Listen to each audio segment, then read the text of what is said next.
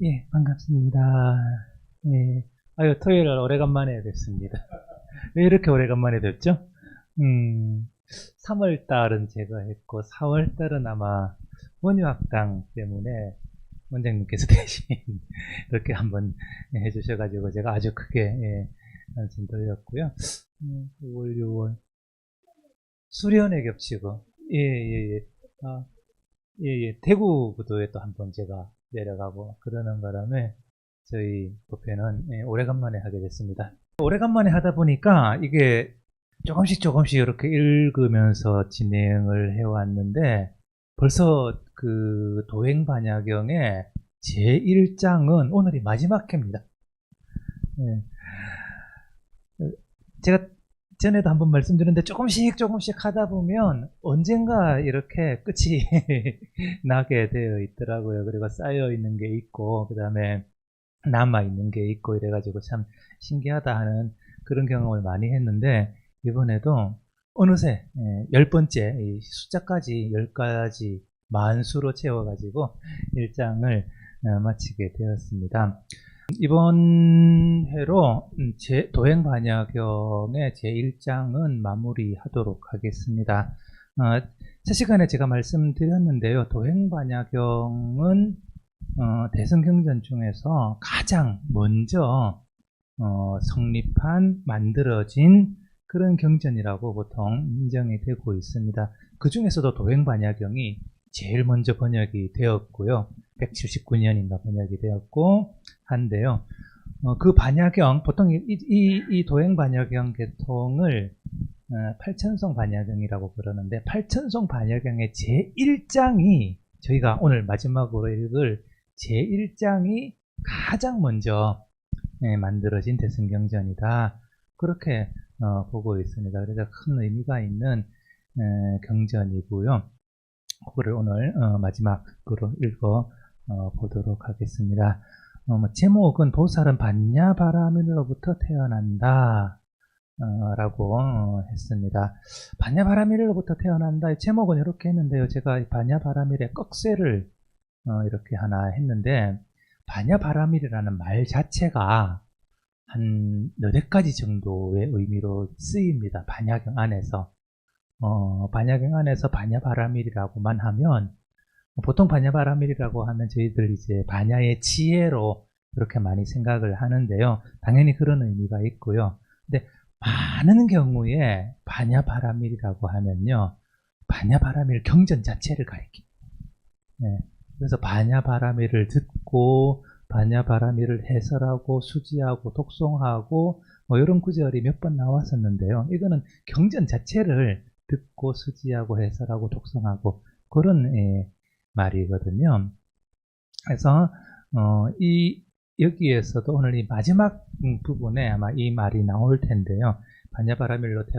반야바라밀로부터 태어난다 라고 해서 실제로 반야바라밀을 듣고 이해하고 하는 것이 바로 보살로 만들어준다. 그런 의미를 가지고 있습니다. 저희들이 10번 동안 반야바라밀 제1장을 읽었으니까 보살은 되었겠죠. 기본적으로. 예.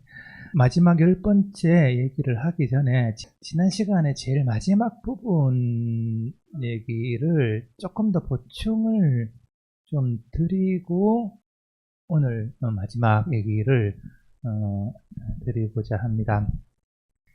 이게 지난 시간에 제일 마지막 부분이어가지고 제가 조금 더 드릴 말씀이 있었는데 그냥 후루룩 넘어갔거든요. 물론 말씀 조금 드리기는 했습니다.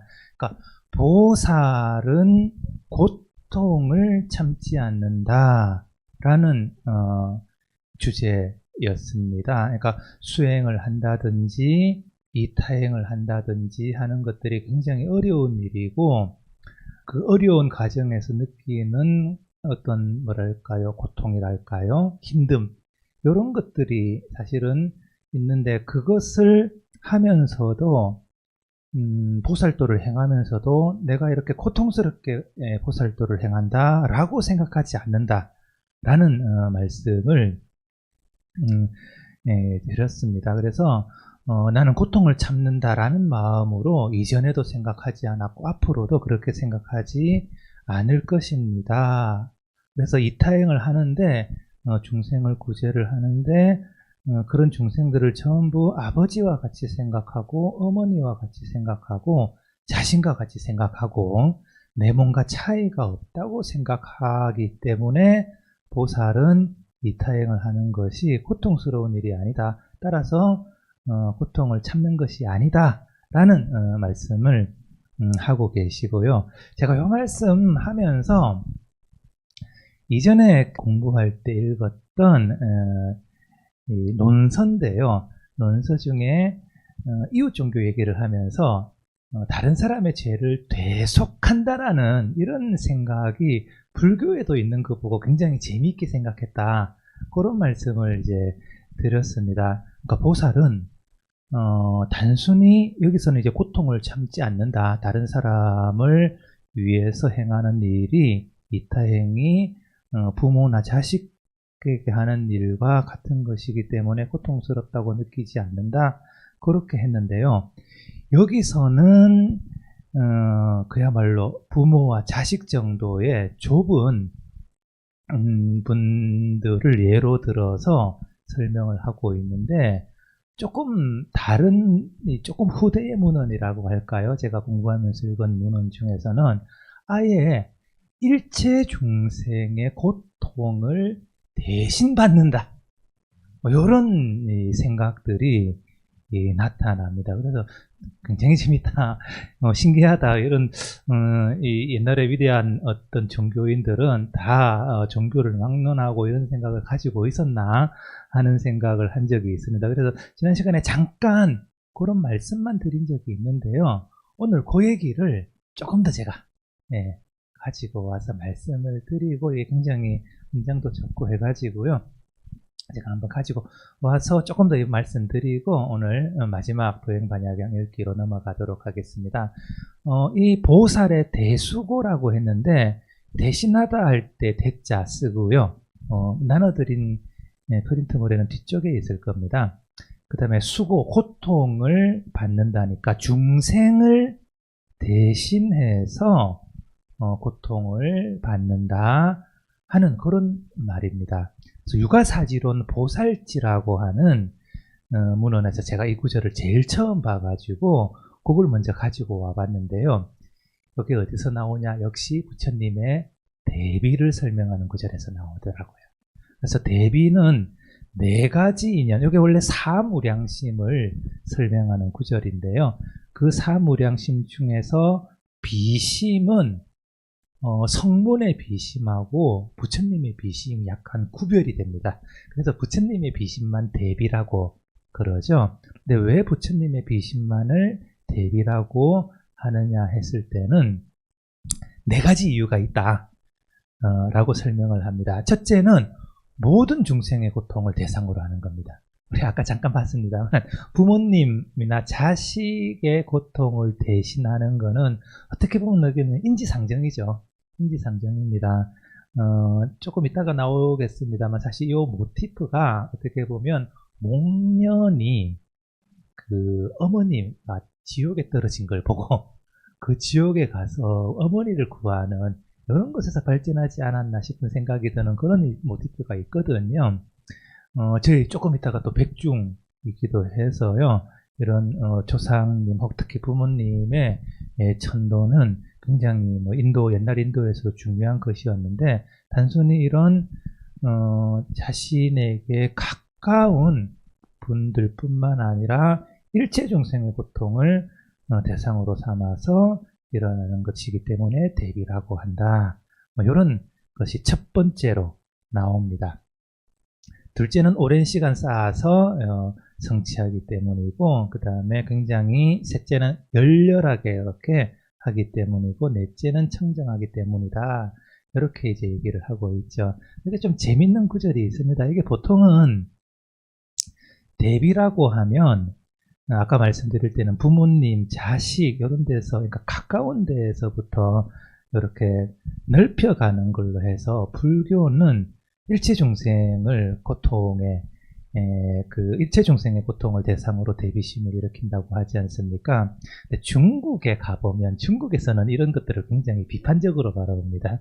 이런 것들은 너무 이상적이고 실질적으로는 역시 자기 자신의 가까운 사람부터 고통을 없애는 것이 현실적이다. 이렇게 이제 얘기를 하는 옛날에 그 뭡니까 한비자인가요? 그런 구절에서 이렇게 나오는 것 같습니다. 그러니까 중국하고 일본, 인도하고 이렇게 사고방식이 다릅니다.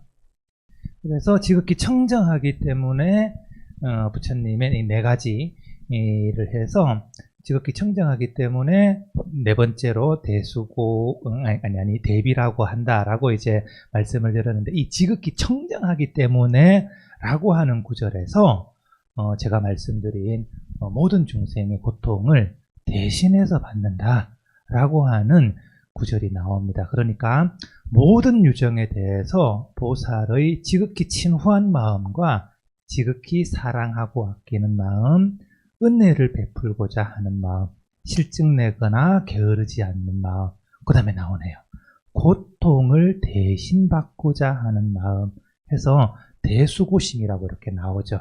그리고 부드럽고 자제하며 유연한 마음을 획득한다 라고 하고 있습니다. 이게 앞에 이렇게 보시면 네 가지 인연인데요. 첫째, 둘째, 셋째, 넷째 인연을 설명하면서 이렇게 말씀을 하시는 겁니다. 그래서 지극히 청정하다라는 말은 이게 완전한 불교에서 불교 문헌에서 청정하다라는 말이 나오면 이게 대체로 완전하다라는 의미로 이렇게 쓰이는 경우가 많습니다. 그래서 완전한 대비심 이 정도가 되고요.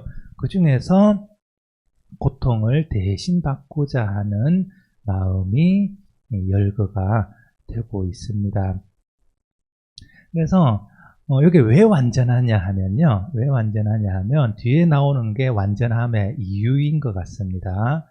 모든 성스러운 성문과 비교를 하고 있어요. 제가 어디 강의를 가면 남하고 비교하지 말라 이런 얘기를 많이 하는데 가끔 가다 보면 이 대승경전에서 꼭 성문하고 이렇게 비교를 하면서 보살승 혹은 대승 이런 것들이 이 정도로 위대하다 하는 이 구절을 가끔 만나봅니다. 여기서는 모든 성문들은 고제의 현관에 들어 구경에 이르렀으므로 뭐 이렇게 이제 말이 좀 어려운데요. 원래 이 성문들의 수행은 사성제를 이렇게 계속 관찰하는 것이거든요. 사성제 중에서 특히 고제의 관찰이 굉장히 중요합니다. 근데 고제를 어떤 식으로 관찰하느냐 하면 무상하고 고통스럽고 그 다음에 부정하고 그래서 자아가 아니다, 내 것이 아니다 이렇게 이제 관찰을 하거든요.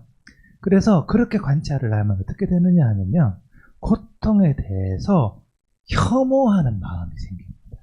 이게 제가 그 가끔이 아니라 가끔 얘기도 하고 이전에도 말씀드렸는데 성문들의 수행이 제일 그 중요한 수행이 부정관하고 수식관이거든요. 그러니까 입출직령, 그러니까 부정관, 시체에 썩어가는 모습을 관찰하는 것으로 대표되는 부정관하고 그 다음에 호흡 관찰하는 입출직령, 이게 성문의 대표적인 수행법으로 많이 얘기가 되고 있습니다. 그래서 입도이문 혹은 입도 뭐 요문 이런 식으로 얘기를 하는데요. 그래서 부정관이 아마 가장 기본적인 수행의 방식이었던 것 같습니다. 근데 제가 이걸 별로 안 좋아한다고 많이 말씀을 드렸습니다. 왜냐하면 부정관을 오래 닦으면 일단 혐오감을 기르거든요. 그러니까 자기 자신에 대한 혐오감, 그 다음에 뭐랄까요, 이 세상에 대한 혐오감, 뭐 이런 것들을 길러서 혐오감을 기르니까 당연히 애착이 떨어지겠죠. 집착하는 마음이 떨어집니다. 그래서 자기 자신이든 이 세계든 애착하는 마음을 버림으로써 해탈을 얻는다 하는 것이 가장 기본적인 수행의 방법이거든요. 그러니까 여기도 나오지 않습니까? 고통에 대해서 아주 원대한, 심한 요 정도의 말이겠죠. 혐오하는 마음을 일으킨다 하는 거죠. 혐오하는 마음을 일으키면 어떻게 되겠습니까? 빨리 열반에 들어가지고 더 이상 돌아보지 않는 그런 이제 마음이 충만해지겠죠. 요게 성문의 마음입니다. 요게 성문의 마음이라고 하고 있고요. 반면에 보살은 모든 유정에 대해서 대비를 앞세우기 때문에 중생에 대해서 대비를 앞세워서 그들이 고통의 무더기에 떨어져 있는 것을 보는 것과 같지 않다라고 하는 거죠. 즉 성문은 자기 자신들뿐만 아니라 뭐 중생 자체에 대해서도 자비심을 사실은 일으키지 않고 그냥 무심하게 바라보는 뭐 쟤들의 이따가 조금 더 말씀드릴 겁니다만 쟤들의 업은 쟤들 자신이 극복해야 돼. 뭐 이런 식의 이제 태도를 갖는 게 성문성의 태도라고 한다면 보살은 그렇지 않다는 겁니다. 보살은 중생에 대한 대비심을 앞세워서 중생이 받아야 할 고통을 그냥 지금 자기가 저지른 자업자득의 과보를 자기가 받는 거야 라고 무심하게 바라보는 것이 아니라 그 고통을 대신 받음으로써 그 중생을 구제한다라고 하는 그런 이념이 나타나 있는 거죠. 그래서 뭐 성문성하고 비교가 되어 있기는 합니다만 굉장히 보살의 대비심이 잘 나타나는 그런 구절이라고 할 수가 있을 것 같습니다. 이게 육아사지론이라고 육아행파의 문헌에 조금 후대에 나오는 얘기입니다. 그래서 이런 것들이 논서에는 이렇게 성문성하고 비교를 하면서 나와 있는데 혹시 뭐 그 이전의 경전에서는 나와 있나 해서 제가 찾아보니까요. 역시 나와 있더라고요. 화엄경입니다. 화엄경의 10회양품에 대수고라고 하는 보살의 대수고라고 하는 구절이 나옵니다. 10회양품이 어떤 품입니까? 10회양품은요.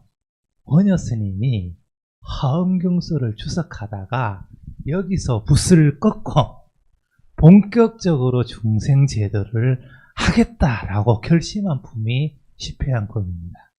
그래서 역시나 제가 이걸 보면서 역시나 하는 생각이 들었습니다. 아마도 원효스님도 이 구절을 보면서 내가 이 표현이 어떻는지 모르겠습니다. 경전을 주석하는 것으로 그치지 않고 실제로 중생의 고통을 없애기 위해서 저작거리로 나가야 되겠다 하는 결심을 한 게 이 구절이 아닐까 하는 생각이 드는 그런 구절이었습니다.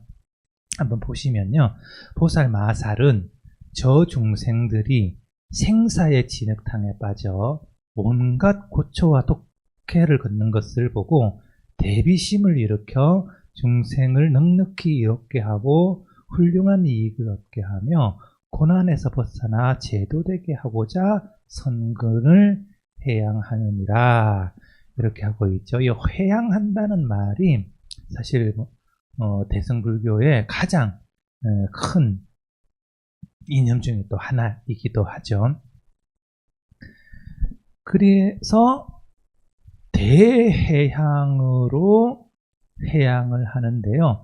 3세의 보살들이 회양한 것과 같이 하면서 그러니까 옛날 부처님들도 다 이런 식으로 회양을 했으니까 나도 똑같이 회양을 하겠다. 그와 마찬가지로 회양을 하겠다라고 하고요. 제불께서 설하신 대회양경의 회양과 같이 하며 아마 부처님이 그 이전에 화엄경 이전에 대회양경이라고 하는 경전을 설하신 게 있는 것 같습니다. 그러니까 그거를 보고 여기서도 이 회양경에서 설한 것과 같이 하겠다라고 이야기하고 있고요. 일체 중생으로 하여금 모두 다 청정함을 얻고 성근을 부족하여 일체지를 이루게 하겠느라. 다시 이와 같이 계속 보살이 생각하는 것이거든요. 한 가지. 다시 이와 같이 생각하기를 해서 보살이 생각하는데요. 이 보살이 어떤 보살이냐 하면 금강당 보살입니다.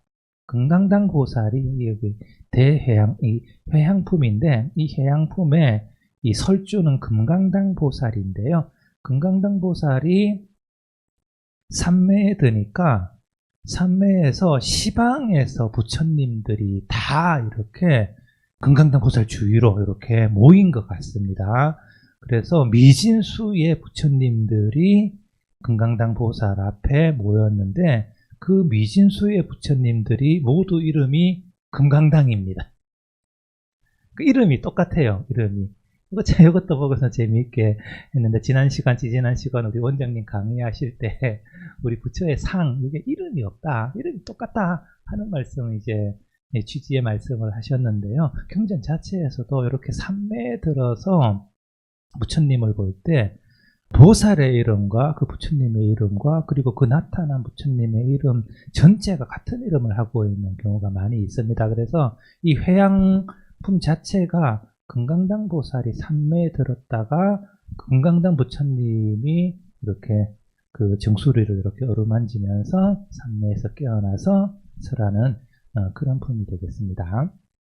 미리 말씀드려야 했는데요. 중간에 말씀드렸고요. 그래서 금강당 보살이 다시 생각하기를 나는 마땅히 모든 중생으로 하여금 위없는 지혜의 왕인 안온한 처소를 얻게 하리니 나 자신의 제도만을 위함이 아니고 오직 저들로 하여금 생사의 심연에서 나오게 하고 일체지의 마음을 얻게 하며 중생을 악도의 험난한 골짜기에서 뽑아내고 한량없는 고통에서 구제하여 생사의 흐름을 건너게 하고자 함이라. 그래서 이타행에 이런 말씀이 설해지고 있고요. 그리고 여기서 나오는 겁니다. 또다시 금강당 보살이 생각을 하는 겁니다. 나는 마땅히 일체 중생을 위하여 한량없는 고통을 받으니, 이렇게 해서 일체 중생을 위해서 무량한 고통을 대신 받는다. 그렇게 해서 모든 중생으로 하여금 생사의 불타오르는 불길을 다 벗어나게 하리라 하고 있고요. 그 다음에 나는 마땅히 일체 중생을 위하여 모든 국토와 모든 지옥 속에서 고통을 받으며 해서 지옥에 들어갑니다. 우리 아까도 천수경 읽었습니다만 아약향지옥, 지옥 자고갈, 지옥 자소멸 이렇게 하지 않습니까? 부처님 혹은 보살이 지옥에 가면 천수경에서는 지옥 자체가 이렇게 소멸하는 것으로 그렇게 설명을 하는데요. 여기서는 보다 더 뭐랄까요? 중생의 고통을 대신 받는다는 식의 훨씬 더 적극적인 그러한 표현을 하고 있습니다. 그래서 아당 위 일체 중생 일체 찰 모든 일체 중생을 위해서 모든 국토에서 그리고 일체 지옥 중 모든 지옥에서 일체의 고통을 받으리라 하면서 그리고 끝내 그들을 버리고 떠나지 않으리라 하는 서원을 세우는 거죠. 그래서 이게 이제 화엄경 회양품에 나오는 것이고요. 아마도 이런 구절을 읽으면서 원효스님도 막 말씀드린 대로 원효스님도 실질적으로 중생의 고통을 없애기 위해서 단순히 주석을 경전을 주석하는 것이 아니라 실제로 저작거리에 나아가는 그런 모습을 보여주셨던 게 아닌가 그런 이제 생각을 해봤습니다. 이런 구절은 보기만 하면 확실히 이렇게 신심과 어떤 이타심의 마음이 솟아나죠. 제가 대학원 때 한참 공부할 때 읽었던 문헌 중에 하나가 티벳의 총카파 스님의 보리도 차제론이라고 하는 문헌이 있거든요. 근데 그 문헌은 읽으면 저절로 마음이 정화가 되고요. 저절로 이타심이 생겨납니다. 이런 구절, 좋은 구절을 이렇게 막 모아놔가지고 읽으면 확실히 읽는 것 자체가 우리의 흔히 하는 말로 업장을 소멸시키는 그런 효과가 있는 것 같습니다. 그래서 이런 구절을 한번 읽고 되새기고 하는 것들 자체가 의미가 있는 것 같습니다. 그래서 나는 마땅히 낱낱의 악도에서 미래급이 다하도록 모든 중생을 대신해서 한량없는 고통을 받으리라 라고 계속하고 있고요. 내가 혼자 고통은 받더라도 중생들로 하여금 고초와 독해를 받게는 하지 않으리니 모든 악도의 중생들을 대속해서 해탈을 얻게 하리라. 아예 대속이라는 말까지 나오네요. 예, 한문으로는 그냥 속자 하나만, 이게 면속인가요? 이렇게만 나오는데요. 대속이라는 아마 흔히 쓰는 말이어 가지고 이렇게 번역을 하신 것 같습니다. 여기에 그 읽으면 굉장히 마음이 이것 자체로도 정화가 되고 하는데요. 항상 이 학자들이 나쁜 버릇이 하나가 있거든요. 나쁜 버릇이 하나가 있는데, 나쁜 버릇이라기보다는 왜 이게 가능하지? 하고 한번 묻는 겁니다. 어떻게 보살이 중생의 고통을 대신 받을 수 있죠? 우리가 아까도 말씀드렸듯이 성문들은 자업자득이거든요. 자신의 고통은 반드시 자신이 받아야 됩니다. 그런데 대승에서는 다른 사람의 죄의 과보를 대신 받을 수가 있습니다. 그리고 이 품이 회향품이라고 했지 않습니까? 회향이라는 게 뭡니까? 회향은 자신의 선업을, 원래라면 자신의 낙과를 받아야 되는데 그 선업을 딴 사람한테 줘가지고 딴 사람이 자기를 대신해서 그 선업의 과보를 받는 거거든요. 그러니까 회향은 내가 받을 즐거움을 다른 사람이 받게 하는 거고요. 요 대수고는 다른 사람이 받는 고통을 자기가 이렇게 받아와서 받는 겁니다. 그러니까 이게 뭐냐 하면 업이 왔다 갔다 하는 겁니다. 업이 왔다 갔다 하는 겁니다. 그래서 엄격한 출가 전통에서는 자업자득인데요. 이와 같은 대승의 전통에서는 자기의 선업을 남한테 줄 수도 있고 다른 사람의 악업을 자기가 대신 이렇게 가져와서 속죄를 할 수도 있습니다. 이게 대승의 아주 그 이상적인 이타행의 정신의 발현인 것 같습니다. 다만 자신의 악업을 남한테 주는 것은 안 됩니다. 이건 얌체짓이죠. 예. 그래서 선업을 주는 것은 가능하고 악업을 가져오는 것은 가능한데 악업을 주는 것은 안 된다. 그래서 이게 대승불교의 어떤 윤리정신, 그리고 선업, 그러니까 악업을 이렇게 왔다 갔다 할 수 있게 하더라도 어떤 이 윤리적인 기준을 확실하게 이렇게 내어주는 장면이라고 할 수가 있겠습니다. 그 다음에 또 한 경전이 있는데요.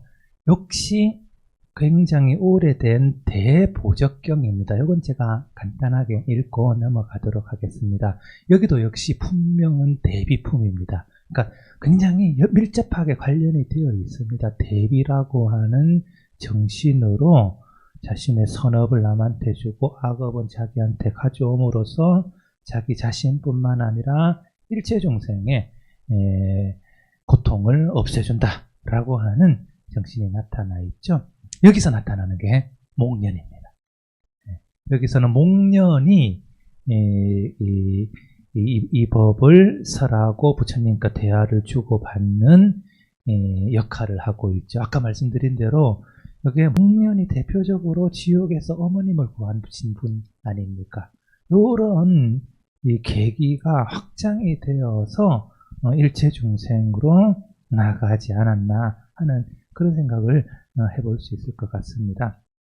그래서 요건 이 장면 자체는 부처님이 목련이 부처님한테 여쭈니까 부처님이 목련에게 얘기하는 장면입니다. 예전에 내가 이 보살이었을 때 하면서 이러한 서원을 세웠다 하면서 이제 설명하는 구절이거든요. 모든 중생이 아비지옥에서 온갖 고통을 겪고 그리고 여러 지옥에서 고통받을 때 나는 항상 이 중생들을 대신하여 모든 대지옥의 괴로움을 받으면서 이렇게 하고 있죠. 그래서 대차중생, 이 중생들을 대신하여 수대지옥 중고 대수고죠. 대지옥의 고통을 대신 받으리라. 그래서 이 제업이 다하여 온갖 고통을 다 받을 때까지 마음으로 근심하거나 후회하지 않으리라. 다른 사람의 고통을 자기가 받으면서도 내가 왜 다른 사람의 고통을 받는 이 고생을 하고 있지? 뭐 이런 생각을 하지 않으리라 라고 서원을 세운 거죠. 그래서 이어집니다. 목련이여 만약 이러한 인연이 있어서 중생을 제도할 수 있다면 나는 능히 그들 모두를 대신해서 모든 중생으로 하여금 대지옥에서 벗어나게 하리라. 내가 고통을 대신 받으러 한번 지옥에 들어가서 중생들이 지은 모든 죄업을 다 소멸할 수 있다면 나는 그때 마음으로 조금도 근심하고 후회하지 않으리라 하는 서원을 세운 거죠.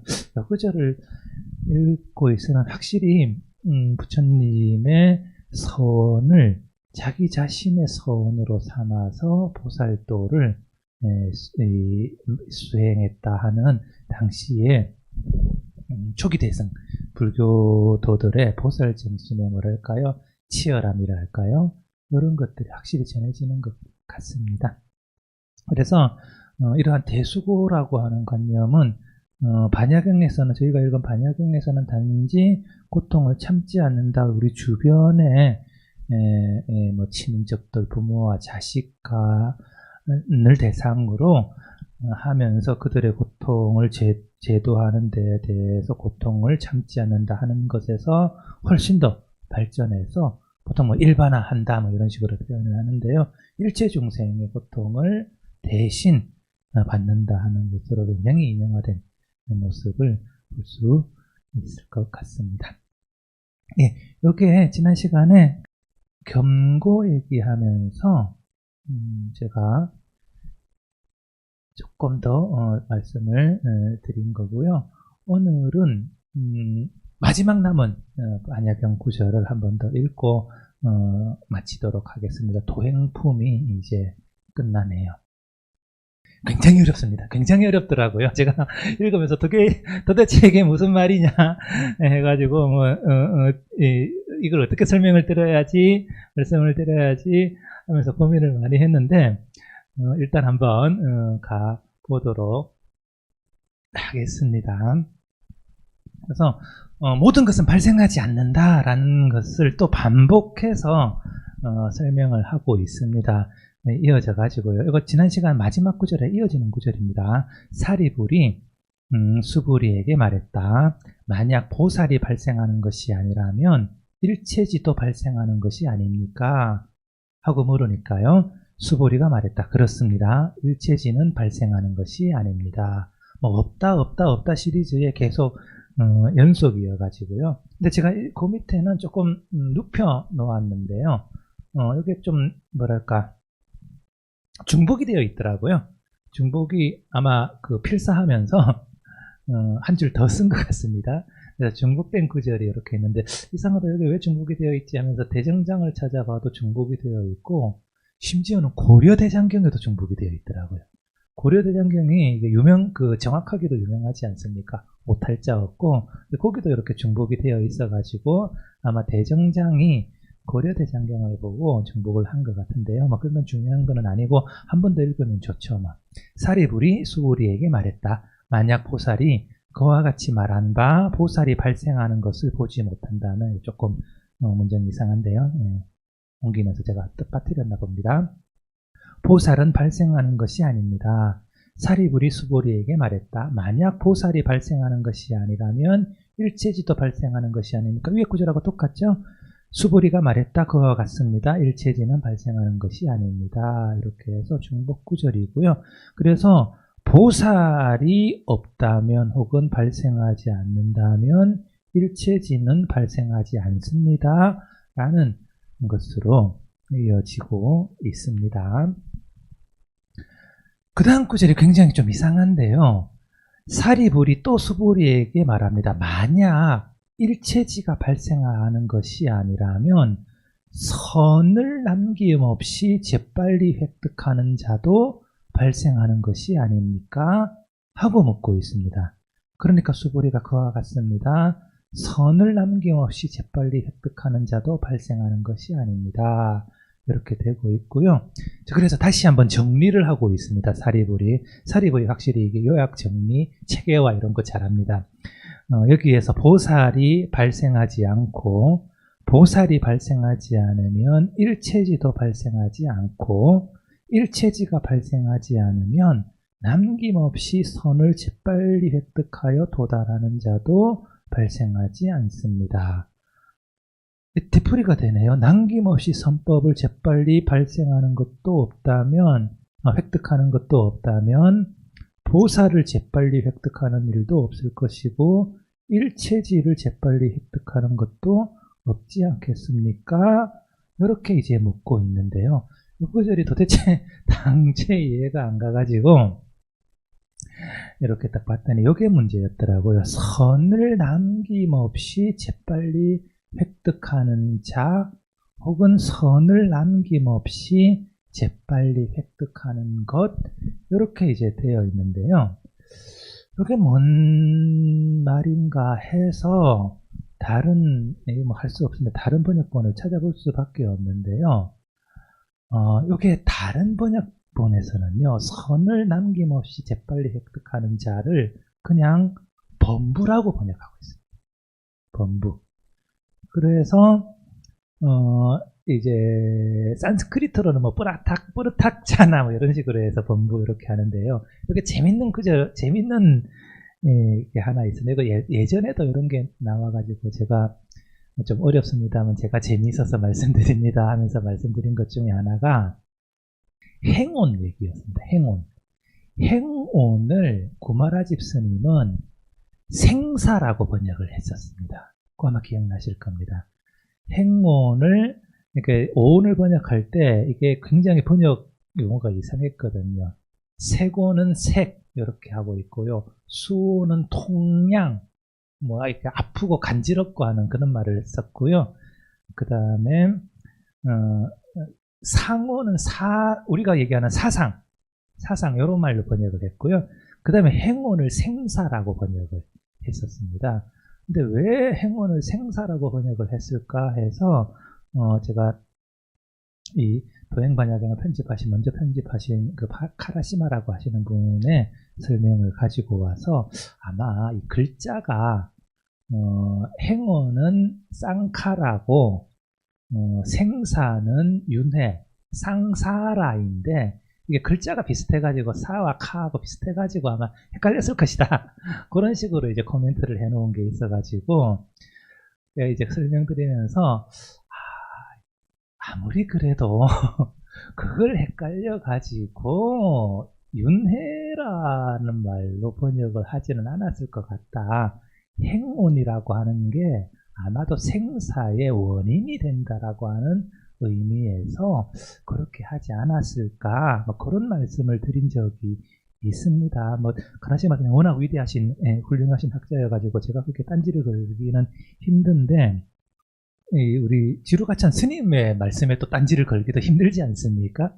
그래서 전통을 이렇게 존중해서 최대한 선에서 이해를 하면 아마도 행온이 생사의 원인이 된다라고 하는 의미에서 생사가 되지 않았을까, 그렇게 말씀드린 적이 있는데요. 여기도 비슷합니다. 왜냐하면 뿌르탁 자나라고 할 때 이 자나라는 말이 그 선할 때 원래 그 간다라의 자나랑 발음이 같거든요. 우리 그 디아나, 보통 산스크리트에서는 디아나라고 하는데 팔리어에서는 자나라고 하고요. 이 간다라어에서도 자나 혹은 조금 더 약화돼 가지고 이 자나, 사나 이런 발음이 났던 것 같습니다. 그래서 이게 범부라는 말하고 선정이라는 말하고 발음이 비슷해 가지고 아마 실첩 득선에서 선으로 이렇게 번역을 해서 아마 또 카라시마 선생님은 이거 디아나하고 헷갈린 게 아닌가, 뭐 이렇게 이제 말씀을 또 코멘트를 하셨는데요. 그건 뭐 당연히 뭐 그럴 수도 있을 것 같은데 그것보다는 역시 그냥 범부 자체를 약간 말장난이 들어가기는 했습니다만 보살은 아닌 어떤 종류의 선정을 획득하신 분, 뭐 요 정도로 이해를 하고 또 번역을 하실 수도 있지 않았을까, 그런 생각을 해봤습니다. 번역 문제는 크게 중요한 건 아니고요. 의미상으로는 범부라고 하면 딱 들어맞습니다. 범부라고 하면 딱 들어맞고요. 범부라고 해서 해놓고 다시 한번 읽어보면 이렇습니다. 보살이 발생하지 않으면, 밑에 구절인데요. 보살이 발생하지 않으면 일체지도 발생하지 않고요. 일체지가 발생하지 않으면 범부도 발생하지 않습니다. 이렇게 됩니다. 이게 약간 순환 구조인데요. 그러니까 그 다음 구절을 읽으면 그러니까 범부가 없다면 보살이 없고, 보살이 없다면 일체지도 없고, 이렇게 되지 않습니까? 이거 말을 바꿔보면 결국은 범부가 있어야 보살이 있고, 보살이 있어야 일체지가 가능하다라는 말에 사실은 뭐랄까요, 논리학으로 말하면 대운데 그냥 거꾸로 말한 것일 뿐이거든요. 그러니까 결국은 보살과 범부와 일체지라고 하는 것이 이 수행의 과정에서 필요한 단계들이고, 일체지를 얻는 근본적인 목적이 사실은 범부의 제도라고 하는, 중생의 제도라고 하는 그런 목표를 가지고 있다라고 한다면, 이 구절이 이렇게 순환하면서 서로 이 다음 단계를 이렇게 발생시키는 그런 과정을 얘기하는 것은 아닐까 하는 그런 생각을 해봤습니다. 그래서 뭐 제 생각이 반드시 맞는 건 아닌데, 이게 이해하기 굉장히 어려운 구절이어 가지고요. 그렇게 한번 이해하는 방법이 있지 않을까 생각했습니다. 결국은 범부가 있어야 보살이 있고, 보살이 있어야 일체지가 있고, 일체지가 있어야 다시 범부가 있고, 즉 범부의 제도가 가능하다 하는 그런 식으로 읽을 수 있지 않을까 생각을 합니다. 그건 조금 더 곰곰이 살펴봐야 될 것 같습니다. 그 다음 구절입니다. 그렇게 이제 봐주시고요. 발생한 법, 이것도 역시 어렵네요. 수부리가 말했습니다. 발생한 법이 발생하지 않음을 재빨리 획득하는 일도 없고, 발생한 법을 재빨리 획득하는 일도 없고, 발생하지 않음이 없는 것을 재빨리 획득하는 일도 없습니다. 그래서 이거는 사실 그림을 막 그려가면서 해야 되는데 뭐 일일이 하기는 그렇고요. 이런 식으로 이때까지 계속 해왔던 어떤 부정의 논리의 표현이라고 생각하고 넘어가도록 하겠습니다. 사리불이 수부리에게 말했다. 만약 발생하지 않음이 없는 것이 발생하지 않는 법을 재빨리 획득하는 일이 없습니다. 이런 말이 하다가 저도 꼬였나 봅니다. 그러므로 발생이 없는 법이라고 합니다. 수부리가 말했다. 만약 발생이 없는 법이 발생한다면 다시 발생의 발생이 없습니다. 그러므로 발생의 없음이 재빨리 획득됩니다. 이렇게 해서, 이건 저도 모르겠습니다. 손두발 다 들었습니다. 넘어가겠습니다. 이렇게 하고요. 그래서 만약 수부리여 발생이 없고 발생하지 않음도 없다면, 그러므로 수부리여 발생하지 않음이 발생하지 않습니다. 고요. 또 약간 구절이 약간 문맥이 바뀝니다.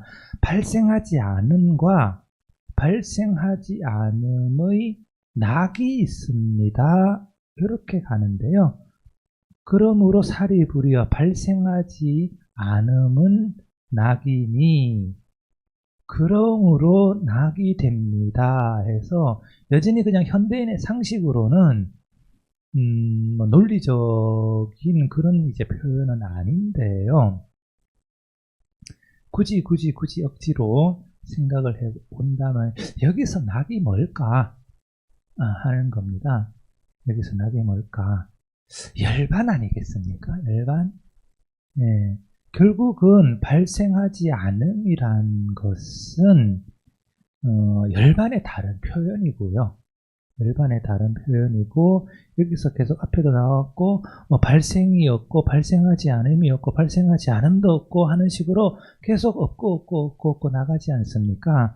근데 이거는 제가 지난 시간인가요? 수타니파타와 반야경이 굉장히 밀접하다 하는 말씀을 드리면서 했던 얘기와 사실은 통하는 얘기 있거든요. 그러니까 어떤 개념적인 언표도 그냥 부정하는 겁니다.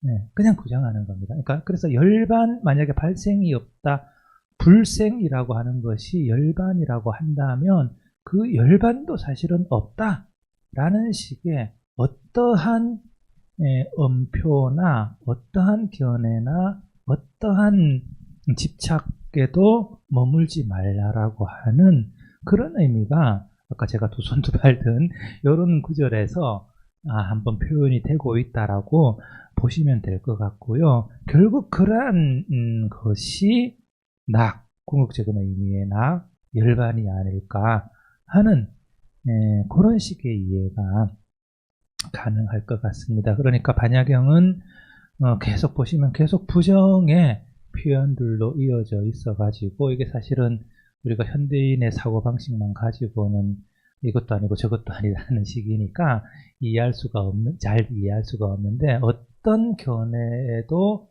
집착하지 않고 머무르지 않는다라고 하는 그런 정신이랄까요? 그런 중심만 이렇게 딱 잡으면 어떻게 보면 쉽게 이해할 수 있는 그런 구절도 될 수 있을 것 같습니다. 그렇게 해서 결국 그러한 발생이 없음의 없음 이런 것이 결국 궁극적인 어떤 열반의 형태다. 모든 것을 부정하는 형태가 열반의 형태다라고 하는 것을 마지막으로 설명하고요. 아마 이 구절이 지금 말씀드린 이 구절이 도행품의 결론부가 아닌가 싶습니다. 그러니까 말씀드렸듯이 보살은 반야바라밀로부터 발생한다 라고 했는데요. 반야바라밀이라는 것 자체가 이 경전 자체를 가리키는 그런 것으로 이해를 할 수가 있을 것 같습니다. 그래서 수보리가 사리불에게 말했습니다. 발생하지 않음을 들어야 합니까? 이것을 들어야 합니까? 듣는다는 것은 결국은 경전을 듣는다는 말씀 아닙니까? 제가 이렇게 대신해서 말씀드리고 하는 그 내용을 듣는 것이고요. 결국은 경전의 내용을 듣는 것으로서 이 반야바라밀의 일품을 마무리를 하고 있는 것 같습니다. 그러니까 사리불이 수보리에게 이 말을 들어야 합니다 하니까 수보리가 다시 사리불에게 말할 바가 없는 것이 다시 없는 것이 바로 말입니다. 해서 역시 부정의 부정이죠. 한번 부정했다가 다시 부정합니다. 그래서 어느 것에도 집착하지 말라라고 하는 것이 다시 표현이 되고 있고요. 그리고 말할 바가 없는 것이 낙입니다. 열반입니다.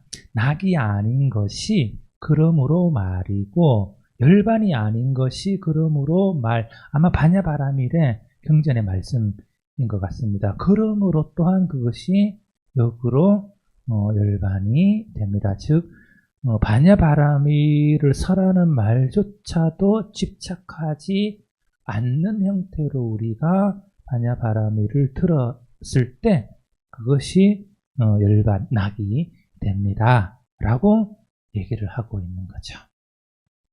그러니까 사리불이 말합니다. 좋습니다, 수보리요. 그대는 가르침 가운데 가장 뛰어난 분입니다. 왜 그런가요? 존자 수보리는 질문 받는 대로 대답하기 때문입니다. 질문 받는 대로 잘 그 의도에 맞게 그 내용과 질문자의 수준에 맞게 잘 대답하기 때문입니다.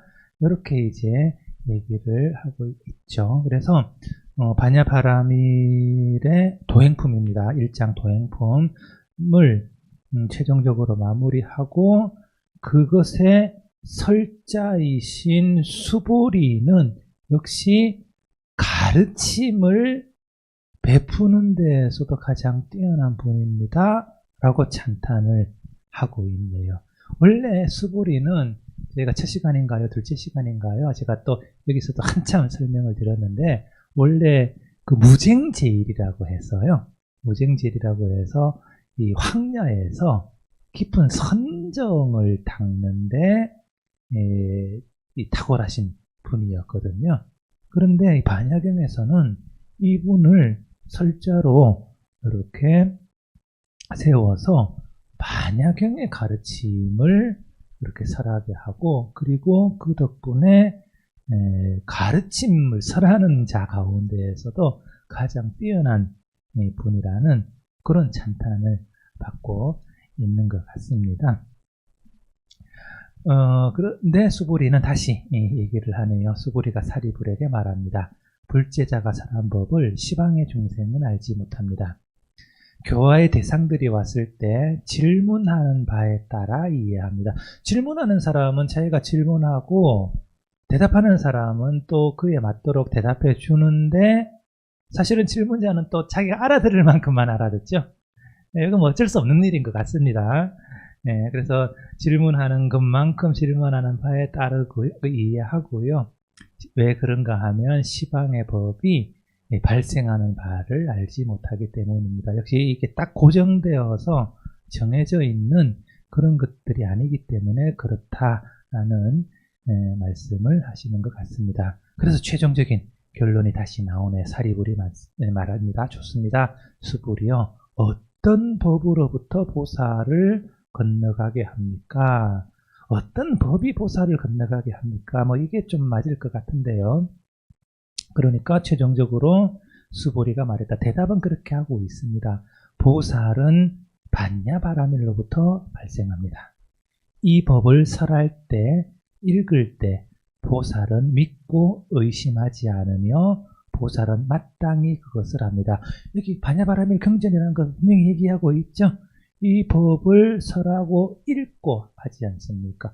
읽는다는 말이 또 굉장히 재미있는데, 이게 왜냐하면 문자화되어 있다라는 얘기거든요. 이미 설하는 거는 문자가 안 되어 있어도 설할 수가 있는데, 읽는다라는 말은 문자화되어 있다라는 것을 전제로 하고 있어가지고요. 어쨌든 반야바라밀을 설하고 읽을 때 보살을 믿고 의심하지 않고요. 보살은 마땅히 그것을 알고 이해하고 이 법을 따르면 늘어나지도 않고 줄어들지도 않습니다.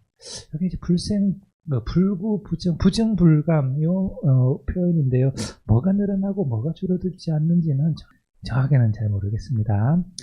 그래서 다시 이어집니다. 이 법을 따르면 또한 늘어나지 않고 이 법을 따르지 않으면 또한 줄어들지 않습니다. 법을 따르고 모든 사람에게 법을 따르게 하는 자는 어떤 사람도 잃어버리지 않고 모두로 하여금 보살 마하살의 경지를 얻게 합니다. 왜 그런가요? 모든 사람이 남김없이 법을 배우고 그 법은 완전히 이전과 같기 때문입니다. 라고 하고 있는데요. 결국 중요한 것은 이 법을 따르고 이 법을 따르게 하는 자는 모두 보살 마하살의 경지를 얻습니다. 혹은 얻게 합니다. 하는 것이 이 도행반야경의 그 제일품 도행품이 가지고 있는 어떤 의미라고 할까요? 그런 거라고 볼 수가 있을 것 같습니다. 그러니까 수불이가 좋습니다. 사리불이 이해한 법은 사리불이 말한 것과 같아서 다르지 않습니다. 왜 그런가요? 사람은 마땅히 주의 깊게 기억해서 이와 같이 알아야 합니다. 사람은 다양한 방식으로 공하고 그 생각 또한 다양한 방식으로 공합니다. 사람은 알기 어렵고 생각도 알기 어렵습니다. 사리불이여 보살은 이와 같이 사유하고 이와 같이 행해야 합니다. 이게 사람은 이라고 하는 말은 뭐 중생이라는 말이고요. 그래서 최종적인 결론이 이와 같이 알고 이와 같이 배운다면 그 사람이야말로 보살이고 중생을 제도하는 일이 될 것이다. 그래서 보살은 이와 같이 마땅히 사유하고 이와 같이 마땅히 행해야 합니다. 라고 하는 결론으로 도행품이 마무리가 되고 있습니다. 저희들 10번에 걸쳐서 반야경 도행품 다 읽었고요. 저희들도 열심히 모르는 부분도 많이 있었지만 열심히 따라가서 읽고 또 했으니까요. 또 다른 분들에게 이렇게 알려드리고 스스로 이렇게 생각하고 사유하고 그런 기회가 되었고 또 앞으로도 되기를 바랍니다. 예, 오늘은 이것으로 마치겠습니다. 감사합니다.